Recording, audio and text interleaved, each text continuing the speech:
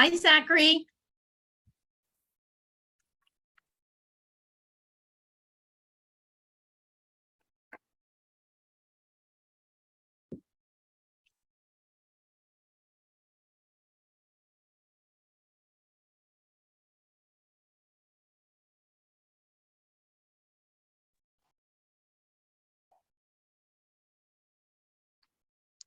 Oh, hi Donna.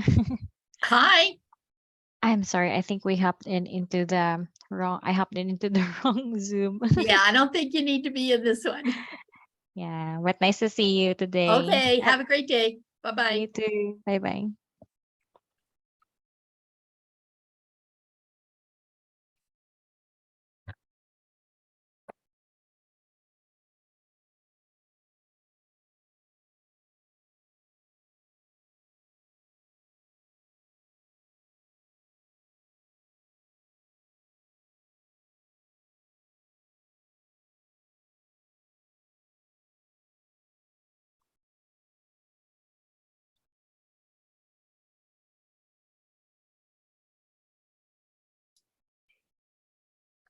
Hi, Zachary. Hey, good morning. Good morning. How are you? I don't know. I don't even know what time it is. I don't I either. know it's 12 or it was somewhere near there. Yep. So, How are you? so you got your LLC set up and everything? I did. I actually I paid for the expedited one so that I could get the LLC going. Right. It looks like it's just in pending status, but I did process this morning. So Yeah, it should take a minute or two. It shouldn't be too long. And then you want to go and get your bank account set up and a credit card, okay. all of that. Okay. Okay. Yeah, I'll definitely take care of that. I'm leaving for home later on this evening. So Oh, well, when you get back, I'm sure it'll be fine. yeah, it's good though. I have quite a number of meetings set up, a few actually with potential clients, and then a few with several agents. So it's going to be a busy trip. I'm really excited. Yay. Yeah. Yes. Good job. Good job. We're going to wait Thank a you. minute or two to see who else pops in here. Okay. See if anybody, otherwise it's just you today. I love it. There we Can't wait go. for it. Yeah. Yeah. And it'll be, in order to get all the documents we're going to look at, you can go type in, you can go to your KW site, Okay. then go to the 6 dots on the right side, Okay. click on that, and then hit My Drive. Okay. Let me something. Sure. Go ahead. No problem. So not the, do you mean command or do you mean my personal? No, Google, whatever, it's in Google Drive, so it'd be your KW email. Okay. Is it under resources by chance? Yes. Because I'm on that screen perfectly. Okay, yeah. So what we're doing today is listings, and we just had somebody else pop in, so hold on just a minute here. Okay. But whether it's listings, dates, or buy-sell contracts and stuff, if you just, I don't know how you want to do this, but I'm a physical person, so I print everything. So this way you can have them as your examples, Sure. and that way you can make sure that you've got, when you do a listing, you have everything you need to do, okay? All your steps. Now we're going to do a listing today, and I'll tell you what your first steps on that are. Okay. And then when we do next week the buy-sell contract, then I'll tell you about that, and then we'll do a separate date for contracts, okay? I mean, for dates, because everybody seems to get so confused with the dates. Sure. So I set up a separate class just for the dates. Okay. And Thomas has a great first name, but I can never pronounce it, so I always call him Thomas. Okay, let me get to the point where we're sharing here. Hang on just a minute. And real quick, Donna, do you know what folder the listings are in? Is it contract classes materials? Yes, it's contract classes materials. Everything is in that folder. Okay. Perfect. So let's see here. All right, can you see this, Zachary? Yep, I sure can. Okay, hang on, we got another person coming in. Nikki's coming in. We'll get her rolling here shortly. And there's Nikki. Okay, hi, Miss Nikki. Good morning. Okay. So everybody's in that I think will be here today. So what today is listing documents. We want to be sure on our list, it's a list for command, is that you do an owner and encumbrance from the title company. It's a $5 charge. It's worth the money. Because what happens is this is where you get your legal description. You might ask them for a vesting deed, but you will quickly know if there's any liens against the property. That shouldn't be there. There only should be one loan, say, or maybe a HELOC and a loan. But you do this on every single listing. And as we go into our shifting market, this is becoming more and more important, because sometimes sellers don't tell us the truth and they're going into foreclosure, and there'll be a notice of election and demand filed against the property. So always do an owner and encumbrance from the title company. Again, it's only $5. Then your seller's net sheet you can get from the title company, whichever one you want. Now, Zachary, since you're so new, you might want to interview a few of them. I know that Nikki already knows who she's using. And Thomas, have you selected any couple of 3 title companies to work with? I have not yet. Okay. Oh, well, you can work with Land, you can work with Heritage Title, you can work with Fidelity. Nikki, what do you and Ricky work? Who do you guys work with? I forget. Our preferred is I just blanked. You're drawing a blank. Called me on the spot. I will find it. Give me a Yeah, that's great. But anyway, there's several you can work with. There's another one. I think it's Accent or something title. We have a whole list of them, and just interview them and say, what do you got to offer? What you can help me with on marketing, or anything that you want to work with. That's fine. But the net sheet is usually a program that you can put in. You can do it on your phone. You can do it on your computer. I do it in CTME because I know how to fill in the blanks. But you guys are new, so you may not know how to do that. Public records is your next one, which you go to RE Colorado. That's why it's so important, Thomas and Zachary, to take RE Colorado classes. And you can go, oh, here's Lisa. RE Colorado has classes. There's Lisa. RE Colorado has classes. They're free. And you want to take, I think there's 4 or 5 of them. If you can take a class on Broker Bay, do so. We do, all of our showings are through Broker Bay. And so you want to be sure you got that. But back to Realist Tax, which is a tab in RE Colorado. That will enable you to see what the legal recordings on the property are. And at the very bottom, it's a 3-page document. At the bottom, it has the mortgage history. Do they have a loan against it? Do they not have a loan? Is it conventional, FHA, or VA? It'll tell you all in the bottom of that. You need to do that first. Those 3 things are your first things that you do. So then you have your listing agreement, your definitions of working relations or broker relationship. Seller advisory is a document that comes from our in-house attorney. Seller's property disclosure, square foot disclosure, common interest community checklist if there's an HOA, and you have closing instructions, source of water. When you activate it into the MLS, you do a MLS printout sheet for command. If it's a lead-based paint house, you do paint obligations of seller and lead-based paint disclosure. Both, the first one needs to be signed by the seller. The second one is all parties sign. The seller authorization and the short sell normally are not going to be used right now, not probably next year. We may get into this, but you guys don't need to worry about that right now. Any amend extends that come up where you change dates or you change something, you do it on an amend extend.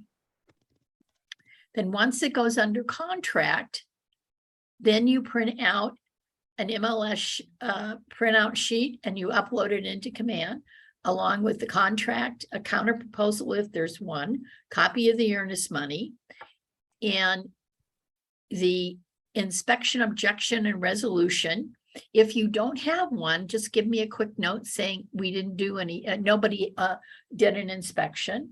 Lead-based paint if it applies, a lender letter if you have one, seller's property disclosure, square foot disclosure, source of water disclosure, closing instructions, any and all amend extend.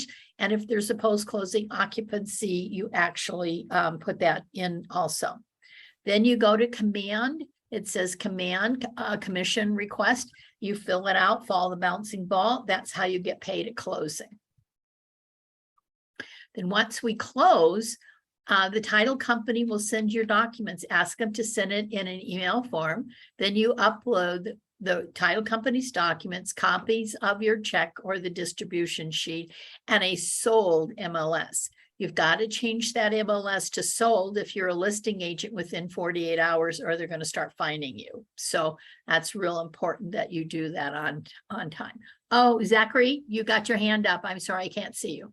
No, you're okay. I just wanted to ask really quick. This is probably a silly question. I could probably figure it out myself. No question is silly, Zachary. Okay.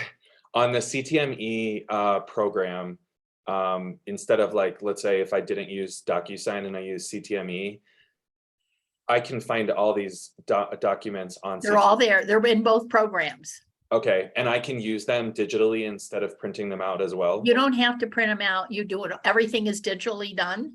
Okay, However, if you just want a sample contract or a sample listing contract, it's best to print it out so you know you can visualize it as you're working on it. sure. Okay, Does that cool. make sense? Absolutely. Okay, sorry I didn't see you before. No, you're okay. Okay, so now there's a problem. I'm gonna have to stop sharing here, guys, just a minute. I'm gonna have to go back and see why I can't get into this. And Donna, it's Fidelity and Land Title who we work with generally. Okay, great. Fidelity and Land. And Heritage is a person I work with, which is Jill Cox, COX. Oh my gosh, I have lost my, oh, there it is. It doesn't want to come back in. Oh my goodness, it does not want to do what I think it should do. Guys, sorry, hang on. I had this all set up, but now it doesn't want to do anything. I've lost my drive. Hang on just a minute.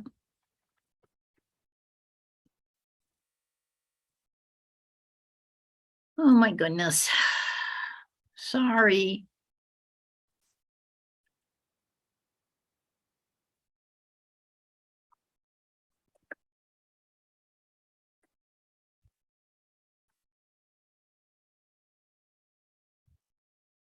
Huh. I don't know if I'm going to get it back, guys. It will not let me in.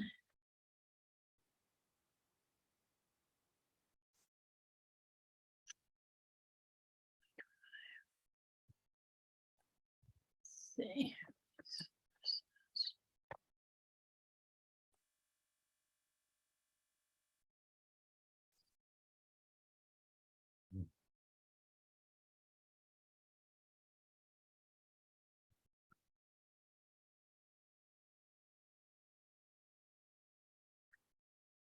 Well, my folders disappeared, guys, so hold on to see if I can get it back. I don't know if I can. We may not be able to do this today. Rats. I don't know where they all went. Hello. Hi there, Bernadette. Hang on just a minute. Thank you. Okay. Oh, I think I might have it.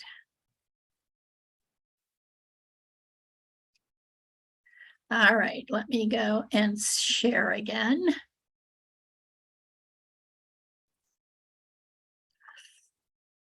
Okay. All right, can everybody see that? Yeah. Okay, good. I don't know why it decided to go away. Computers are very funny beasts. All right, this is a listing agreement. You check at the box, seller agent, that's what you're going to be. You put your date in here. You always check 2.1, multi-person firm. Then you have from your realist, the legal name of the seller. In your DocuSign or CTME, it'll be automatically populated when you set up of the brokerage for the broker. Then you have the property on 3.4, you have the property, what county it's in, and the description of the property and the address. You have to type all that in. Then there's a box here at 3.5. You need to ask your seller when you're having your initial conversation, did they get any help from affordable housing that they have to pay back? If that is the case, you need to check this box and make sure you do a little more research. If it's not checked, then they're not part of but when they bought the house, they're not part of affordability housing program. So we don't do anything with leases. Then on 3.7, you always have a beginning and ending date on a property. You have the beginning date and then you make it 6 months. So whatever it is you're going to begin, if you're not going to start marketing, but you've signed the contract, in additional provisions, you put marketing dates. This has nothing to do with marketing dates. This has to do with when the listing will begin and when it'll be in. I strongly suggest that you put 6 months to 7 months in here because the market has slowed down dramatically. So we want to be sure that we have enough dates to get an offer on the property, okay? On 3.9.2, this is where you say, I will extend the date past a Saturday, Sunday, or holiday, a federal holiday or state holiday. And if you will or will not, that's up to you. Number 4 is what kind of relationship do you have? I am on 4.3.1.2, seller's agent only. So you check that box. You make sure that's what you are, because if somebody comes in like from an open house and says, hey, I love this house, I'd like to buy it. Then you say, you have 2 choices. I represent the seller only. I can refer you to an agent outside of my office, or I can go to the seller and say to them, I can switch from a seller's agent to a transaction broker, which I don't recommend because it's too hard to remain neutral in a transaction. So the first one is what I would suggest that you do, or treat them like as a customer. That's your third option. And on your definitions, you've got a little box that says customer, and that's what you can check. But the issue is it's hard to remain neutral after you've already listed and you know a lot of stuff about a seller. So then we go down to brokerage duties. Here are your duties, and you can't change these duties. These are the uniform codes of duty from DORA. So these are all what we have. Now, if you're going to get and on 5.8, you will disclose to his prospective buyer and brokers that you have more than one offer on the table. Always be truthful. Don't say you have something when you don't have it, okay? Number 6, if you're going to get fired, this is the paragraph you're going to get fired on. Promoting the interest of the seller, seeking a price and terms that are set forth in the seller listing contract, and counseling the seller as to the material benefits or risk of a transaction. This is where they hang their hat on if they don't believe you're doing your job properly, okay? And you want to try, but if your relationship with that seller has deteriorated, then I would suggest strongly go ahead and let them go. However, excuse me, if they're just playing games with you, I'm not sure, because the office owns the listing. that I would release it, but most of the time I will, only because it's not worth the aggravation for you guys. Then your whatever your commission is, you put here your total commission. Now, if you're going to go below 5.6, you need to call me and get a permission to do that.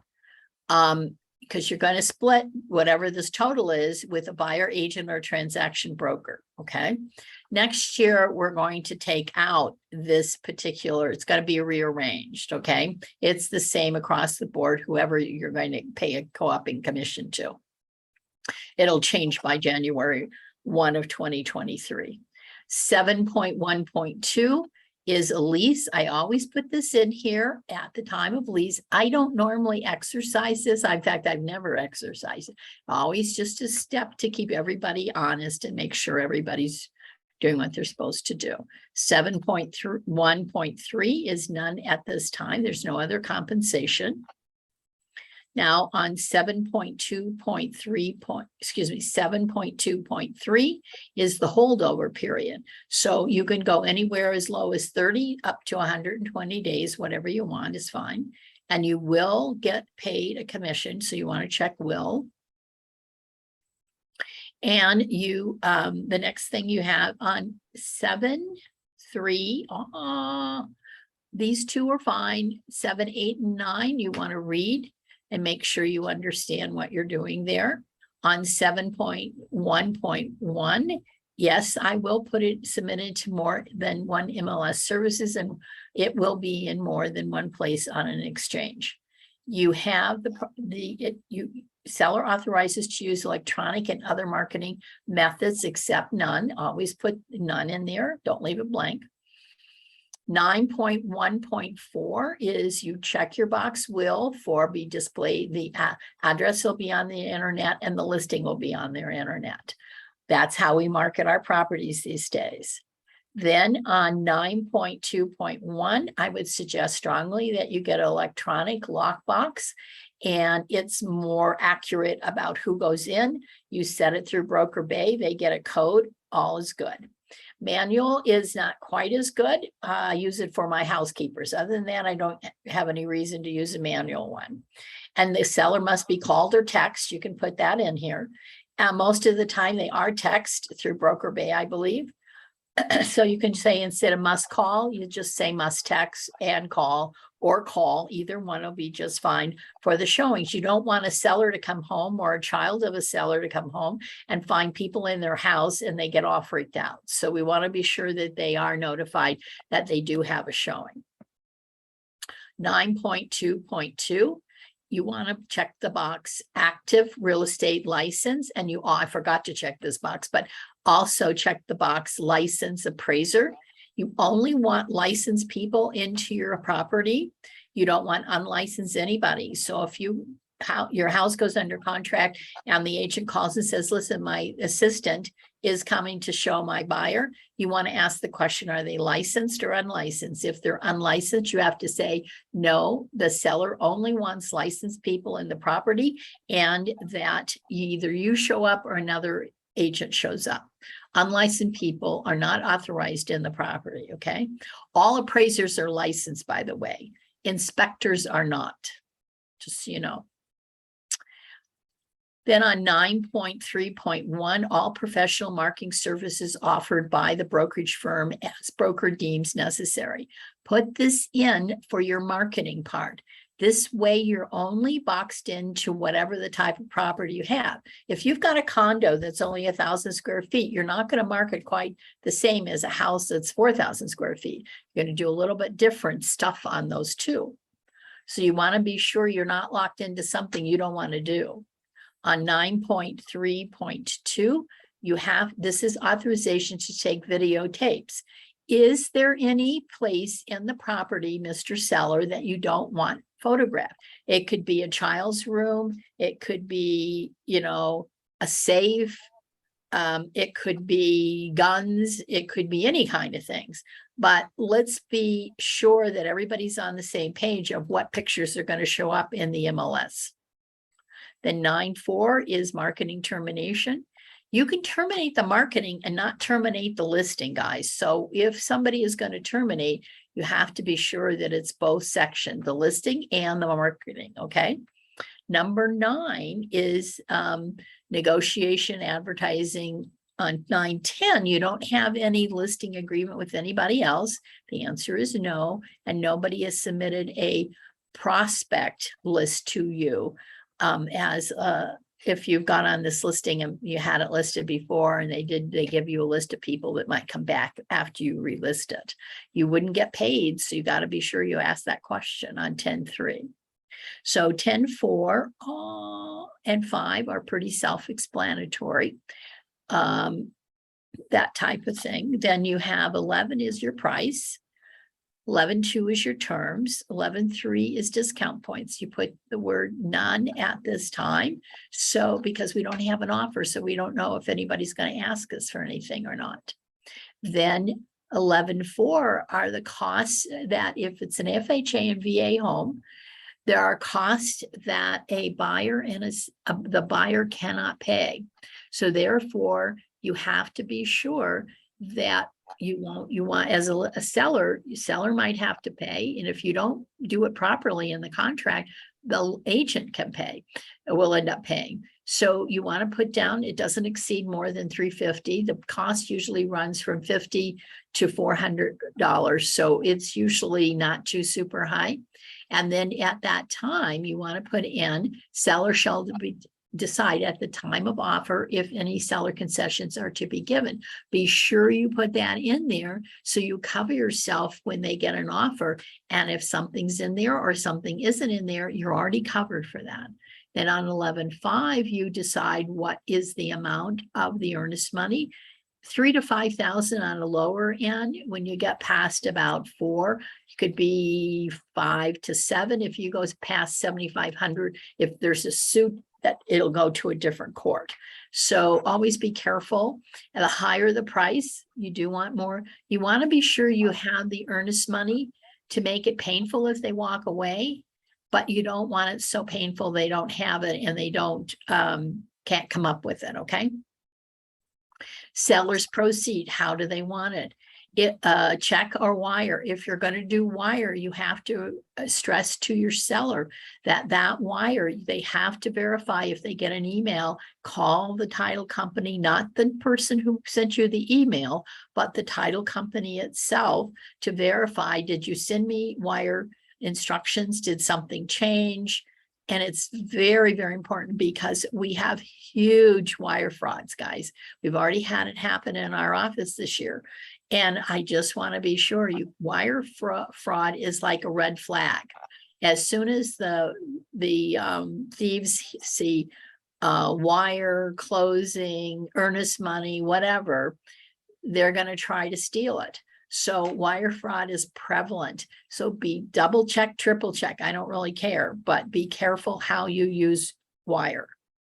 You have FERPA, which is the Foreign National Act. So your question to your seller is, are you a United States citizen? And if the answer is no, then you have to say, you have to check the box yes, and that alerts the title company. And you need to alert the title company that there are certain documents that have to be furnished from the title company to a seller so they pay taxes at closing. Otherwise, those taxes that are due are paid by the buyer. Makes very unhappy buyers, okay?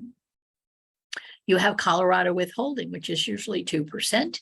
If they're snowbirds and they're selling one of their investment properties up here and going to live full time in Arizona, God knows why they want to do that, but they do. And so you make sure we have all that information that to the title company, making sure that they have the proper documents to give to the buyer. Your earnest money is going to be deposited with the title company or a brokerage firm. It depends on who's doing the deal. What's included and excluded. So this is 13.1.1. So how many remotes do I have? I've got 3 or 2 or 1 or none. Put it in here. That's where the fights are on remote controls.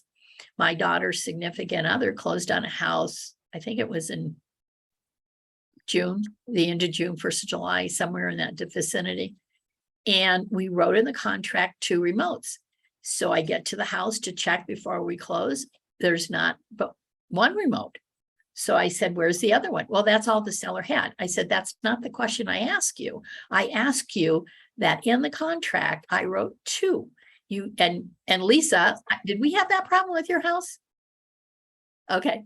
But she goes, well, that's all the seller gave me. I said, that's not what I asked you.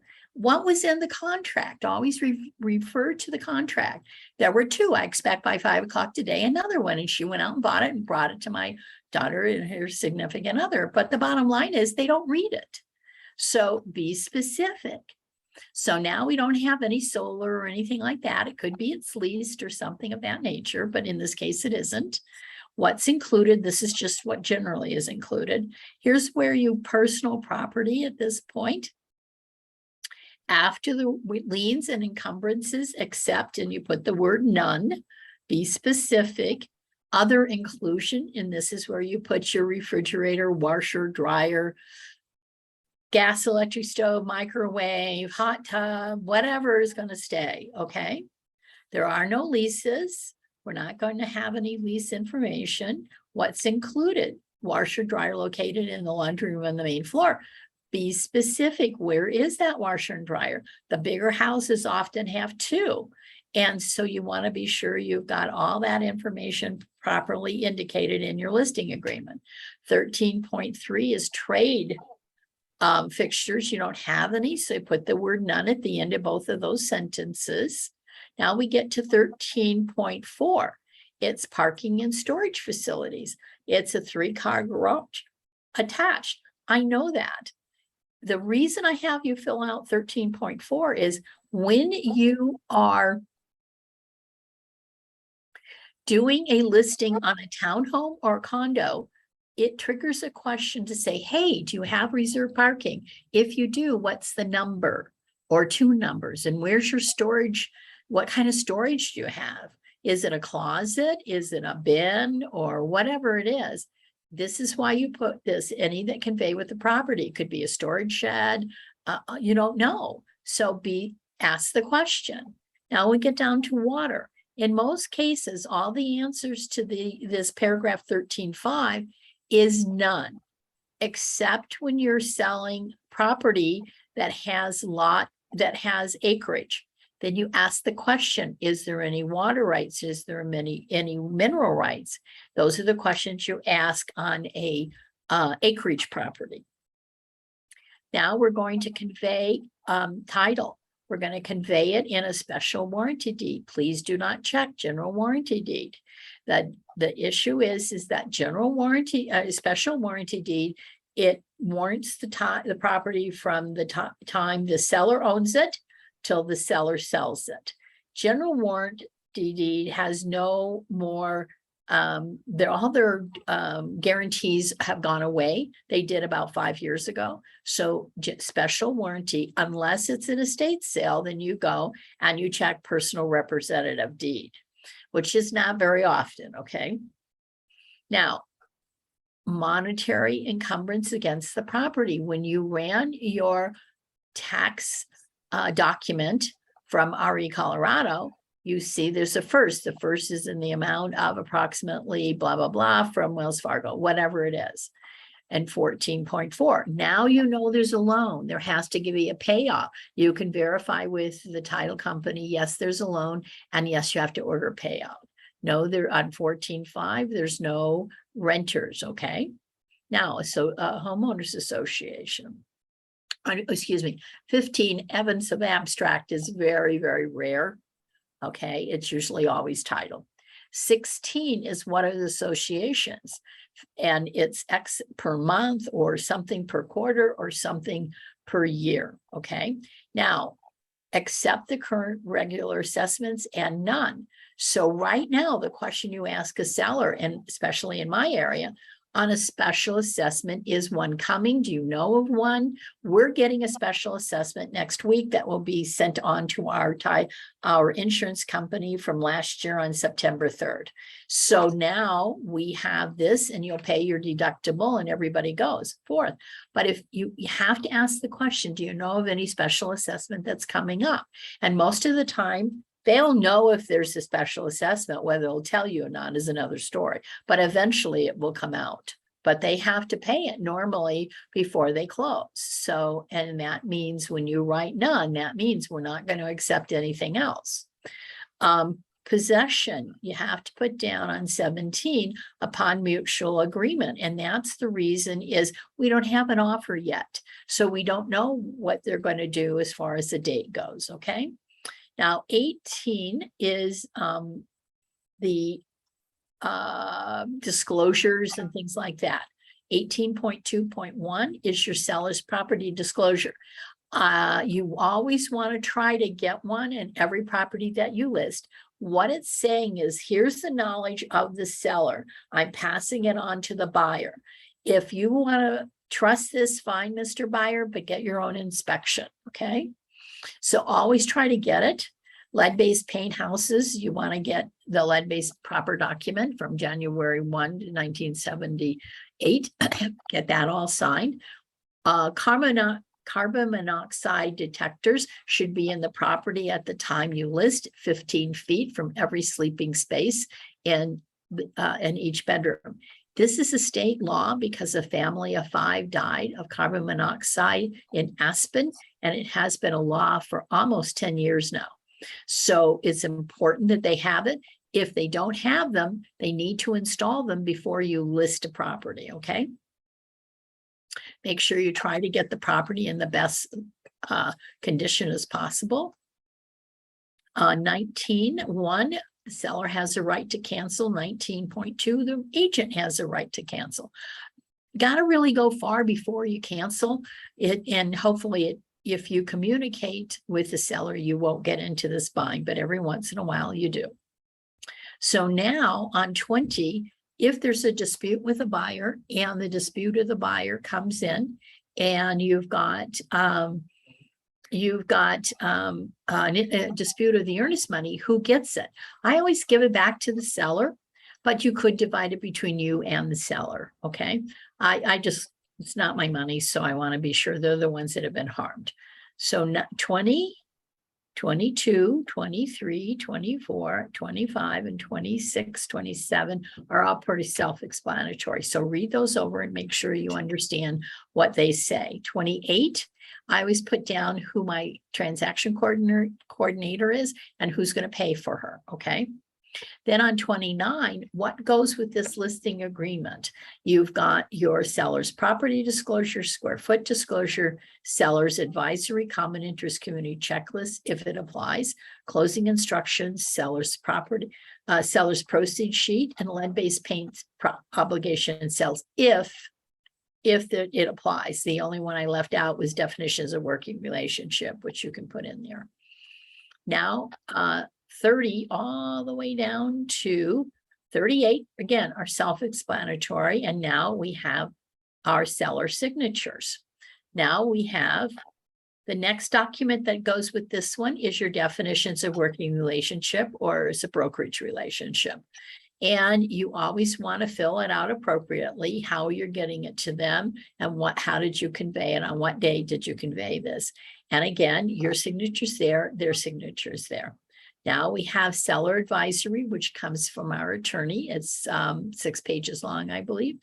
And it's talking about inspections, surveillance, earnest money disputes, disclosures, what happens on after closing, loan fraud, wire fraud, home warranties, MLS rules, home insurance. All of these things are valuable for the seller to know. They have to sign it and the agent has to sign it.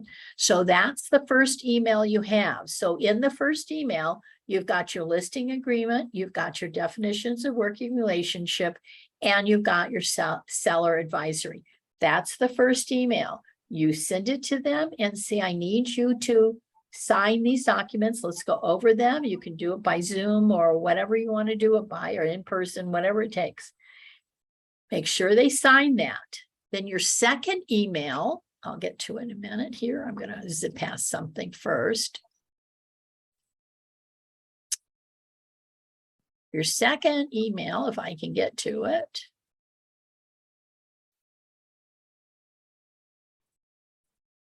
is going to be your seller's net sheet. This is a sample of it in CTME. You want to send this to them so they know I'm selling the property. If you tell your people you're selling for 340, they automatically think I'm getting 340. They're going to net 340. That's not true. You have your agent's cost, you've got home warranty costs, you've got title costs, you've got taxes that have to be collected, a transfer fee from the title company, monthly fee collected or prorated, and you have seller's concessions. Now, I always put a high number in there. Doesn't mean that's going to happen, but most of the time I always plug that in. And anything that would associate, now they're netting after they pay their loan. What are they netting out?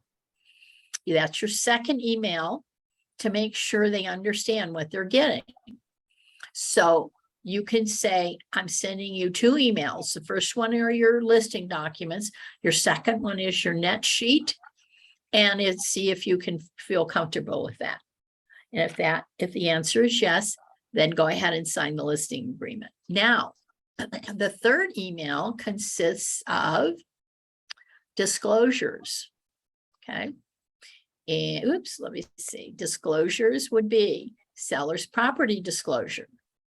You want the seller to fill this out, and it's to the seller's best knowledge. So if they want to make comments here on the comment section, that's perfectly fine.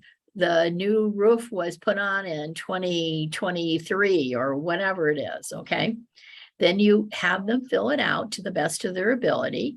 And this will be changing next year, I believe, in 2023. Then the seller sign.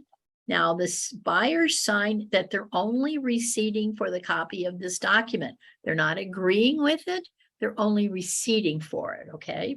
Your second disclosure will be a square foot disclosure, which usually comes out of the realist document. It says square feet and all of those things. So you put it down here because that's where it comes as assessor's office. And that you've got this, and if the buyer doesn't agree, then the buyer needs to get their own measurements, okay? Now, your third document is source of water. Yes, I know in seller's property disclosure, you have the source information. Most of the time it's not filled out properly. This way we have a correct document that should have, if there's a well permit, we've got it. If you have another different provider, you put that, or there's no well or water provider at all. So this gives the buyer information to call or look up on the website what it is that they want information on. You've given it to them, they sign it, and they move on.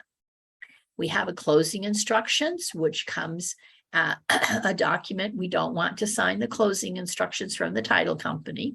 We only want to sign the document that Dora puts out, and this is it. So it's through land title. We have our seller's and buyer's name in here, the address, when the date of the offer was. We have that the title, everybody agrees to the title information. Now we go down to bill of sale. You always ask the title company. There's a total dollar amount that the excuse me, the title company charges to close the real estate side and the lending side. This, you put that in here, and normally on a buy-sell contract, it's a 50-50. So now, how does the seller want to receive their funds? You can check or wire, whatever you want to do. And at the bottom down here, it tells you an earnest money dispute or ownership or well or anything of that nature. In additional provisions, normally there isn't any statement in here, but there could be about, I have a power of attorney for X person to close the loan for me or whatever. And that we have CTME as our electronic, everybody signs, and we have the title company's signature and date, and everybody signs this document. You do not sign the closing instructions for the title company, okay? Whenever possible. Sometimes you are forced into it like Lisa and I were, but there you go. It wasn't exactly the whoop-de-doo sale as you went along here. And but it was something that we hang on guys, just a minute here.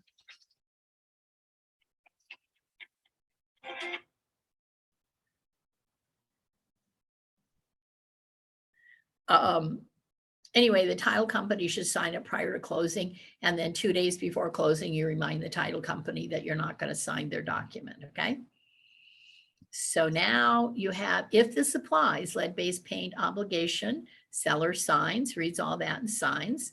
Then on the lead-based paint seller, these are government documents, guys. We have to sign them or there's an $18,000 fine. So the seller fills out the top portion and the buyer fills out the next portion and everybody signs. If you don't, again, it's an $18,000 fine. It goes up every year with the cost of living. So we really, really don't want to get into having a problem with this. Then we have our net sheet, and this is just a general sheet for common interest community checklist. If you have a property that has an HOA, this is an additional document you want your buyer sellers to sign or to fill out. This is just a general information for a buyer on whatever the HOA covers and those types of things. Sometimes there's more than one. In my case, I've got two, a master and my own. Then if for some reason, this is in the wrong place, but notice terminations after you have an inspection, and we get into that later. Okay, this got uploaded improperly. So I'm going to stop sharing, and who's got a question?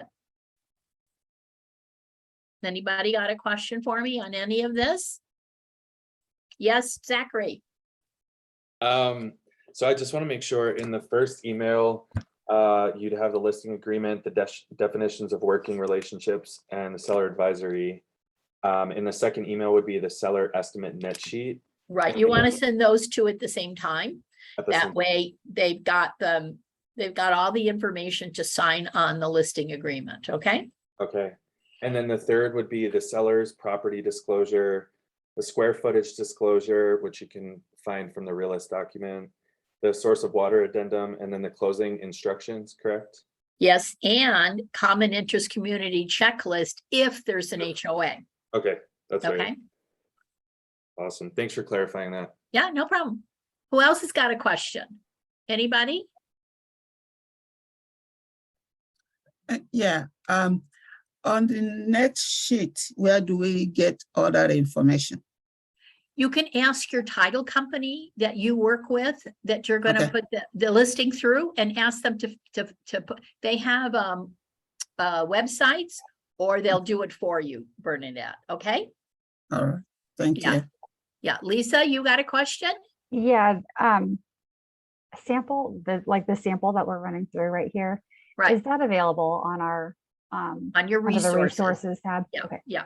All of the stuff we just went from what we have to have all the way through the disclosures, everything is all in that. So if you want to print it out, and just, I'm a visual person, so I need things in hand. Yeah. So if you're not, then it's not a problem, but I just find it easier to look at it when I'm writing an offer. That way I don't miss anything. Okay, Thomas, do you have a question? I do not. You're so good, Thomas, I'm telling you. Now, if any of you have a question for me, you know that I will you can call me between 9 and 6, 7 days a week, Monday through Friday, and Monday through Sunday. And I answer, don't I, Lisa? Yes, yes, you she do. does. And Bernadette has called me too. So, but don't hesitate if you have a contract question to call me, okay?